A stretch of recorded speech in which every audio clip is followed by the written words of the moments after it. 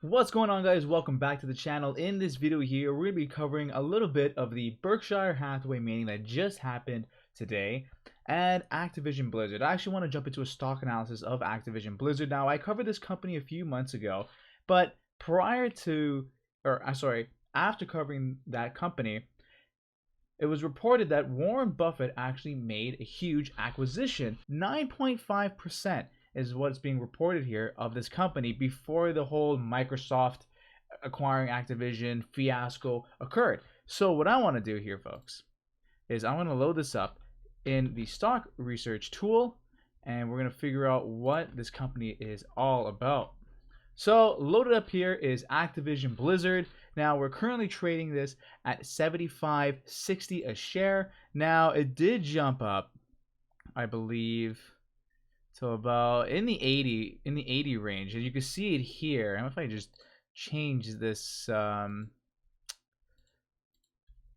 change the time frame on these charts, yeah, look at that. Decrease, decrease, decrease, decrease, and then whoa, boom, there it is. That's Microsoft saying, hey guys, we're gonna buy it. And Warren Buffett bought right in around somewhere around here, somewhere like that, and then it shot up in price.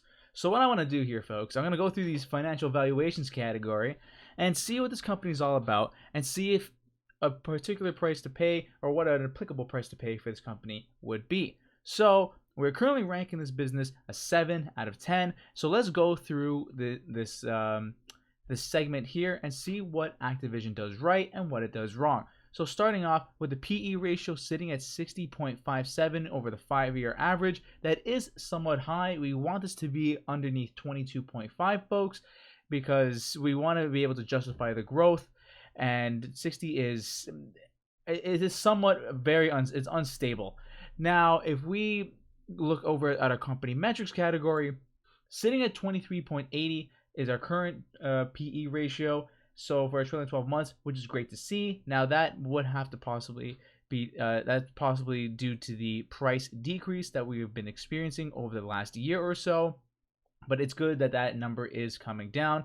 Now moving on to the current ratio, we're sitting at a 5.45. Now it's going to get a point here, and the reason why is because that number is over 1.5. Now with that number here, folks, that indicates to us that Activision is able to cover their liabilities, and we want this to be over 1.5. That's phenomenal. They have enough assets on hand, so in case they are in a sticky situation, they can cover those liabilities, no problem. Now, moving on to return on equity average, we are ranking this a 0. We want this number to be over 15%. We don't have that. However, if you look at a trailing 12-month number, we are getting somewhat close. So I'm not too concerned about this return on equity average, but it would be nice to see this over 15%. EPS growth is up, as we can see, 250% increase, and we are up over our 5-year average, scanning over our company metrics category. Now, debt to equity, this is a number I really love, folks. 20.50. We're currently sitting at 20.50. We want this number to be underneath 50%. Now, with that in mind, that means that this company is growing the business through equity and not through debt.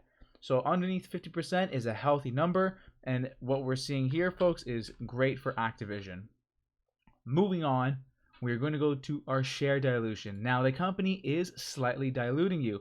They are issuing more shares, and we want them to either, 1, keeping the share count the same, or 2, the ideal scenario would be to buy back shares. Now what that would mean is that when they're buying back shares, you are actually owning more of the company, and that's great for investors. Now these 4 boxes here is something I love to see. We're green across the board.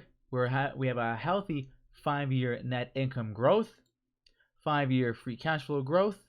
Return on invested capital is sitting at 11.87 for our average. Trailing 12 months category in our company metrics is sitting at 12.95, and also a healthy number.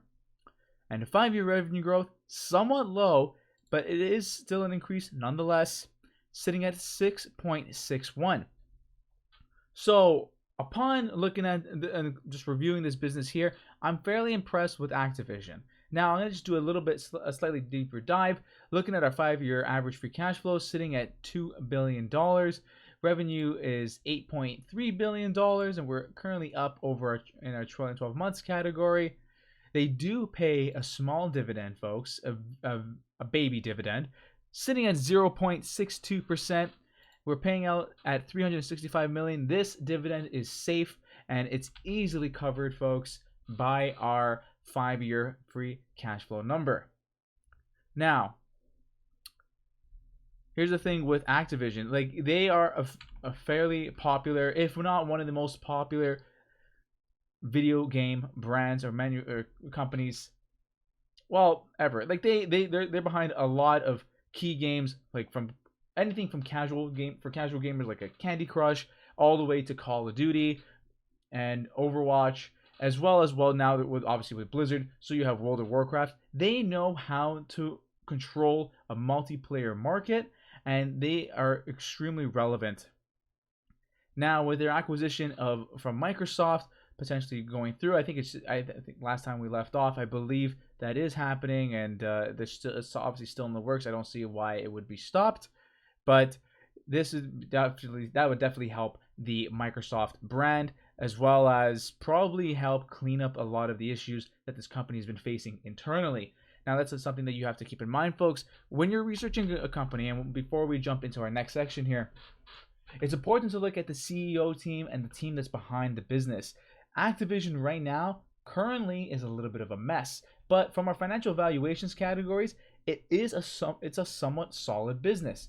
But there's been a lot of frat house activities that have been happening, and the company has been under fire due to, well, allegations against the CEO. These are some things just to keep in the back of your head. These events may change the course of the ship of where it may sail. Now, if they are under the instruction and guidance of Microsoft, they've been on a roll lately. They've been on a tear. They've acquired Bethesda, and if they acquire them too, it might bring this company back into the limelight. Not saying that they are out of it, however, it'd make them much more prominent. So folks, we are going to jump into a price analysis, but before we do that, if you're enjoying the video so far, hit the like button and hit the subscribe button. It means a lot to me, and it makes me feel warm and fuzzy inside. So those buttons can be found just down below here, and I would greatly appreciate that. Let's jump into a price analysis. I'm going to do a 10-year evaluation. I mean, I don't know if that would make sense due to the fact that this will become an acquisition of Microsoft, but until everything is confirmed, let's see if it makes sense to purchase this company at this price.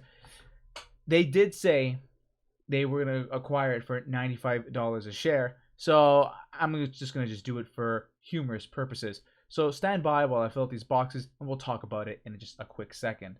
So I've done, as I usually do, conservative amounts on my revenue growth, profit margin, free cash flow margin. Especially with our revenue growth, I wanted to put numbers in that I know that they could potentially hit. So that's why I did 6, 6.5, and 7, because they were able to hit that in our 5-year and our 10-year numbers. So it would make sense to stick with those numbers.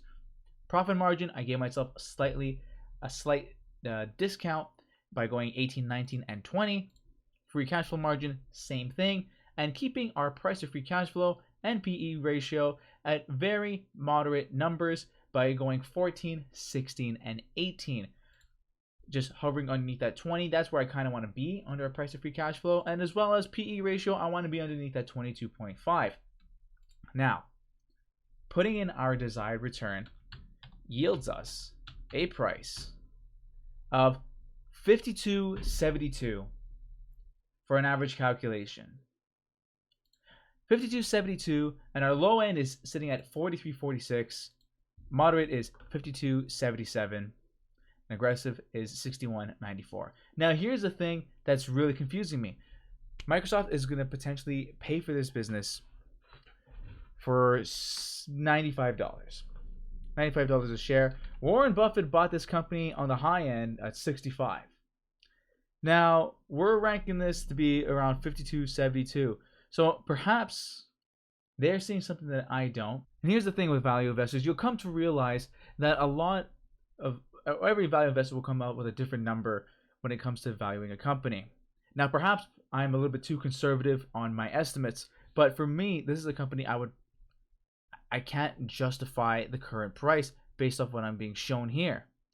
Now, Warren Buffett, I mean, I understand the business and where they're coming from, and I know he didn't actually do the trade. Someone in his portfolio group took care of that trade. Now they're probably seeing this at a higher number, as well as he acquired shares, and I believe he mentioned that once Microsoft jumped in on that deal, because, well, look, they're gonna pay $95 for this company anyways. My stance on this is Microsoft is willing to pay $95 for this company. Is it worth $95? By these calculations, no. Now, what if the transaction just doesn't go through? Hypothetically, what if Microsoft is unable to perform their acquisition? Highly unlikely, but that what if question kind of lingers in my mind. What would I be willing to pay for this business? In the $50 range seems like a good price for this business based off their revenue growth and profit margins. Now, granted, I could change the revenue growth, but I can't change it to a number that's higher than 8. That would just be, it just would be illogical for my sense. So if I did 7, 7.5, and 8,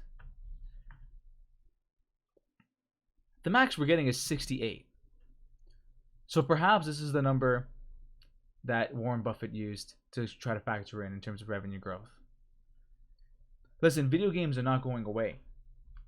They're becoming they become more popular with each given year.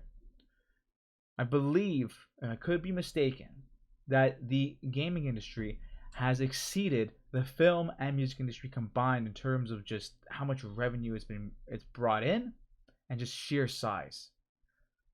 With esports coming around the corner and people being competitive in games like Overwatch and Call of Duty, it's very evident that Activision has a huge stake in that. So there's a lot of runway and potential for this business to grow. But what concerns me is the management. What concerns me is what potential, if this Microsoft deal doesn't happen, and with this lousy management behind this company, where can it go? I'm very much a fork. I feel like I'm in a fork in the road because I used to play Call of Duty, not well, but I think the games are fun. I can see the appeal to them.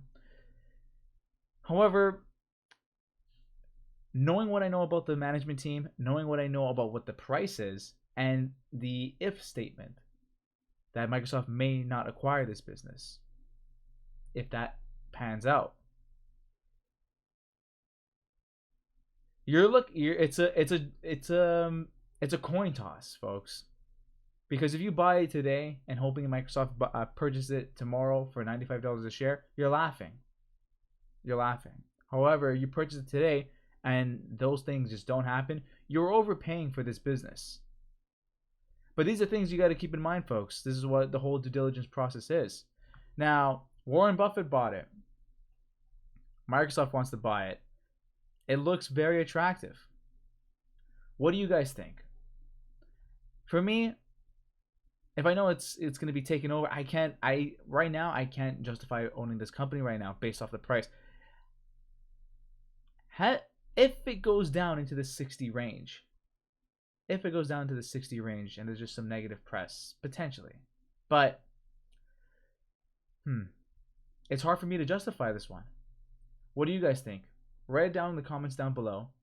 Let me know what you think about this business. Also, check out my other stock analysis videos. You can probably find them up here. And if you're looking to acquire this software that you see in front of me, this software right here, it is becoming an app, folks. It's going to be available to you, my subscribers, as well as there's a lot of other features that could be integrated as well. It's not just this, folks. It's not just this one page.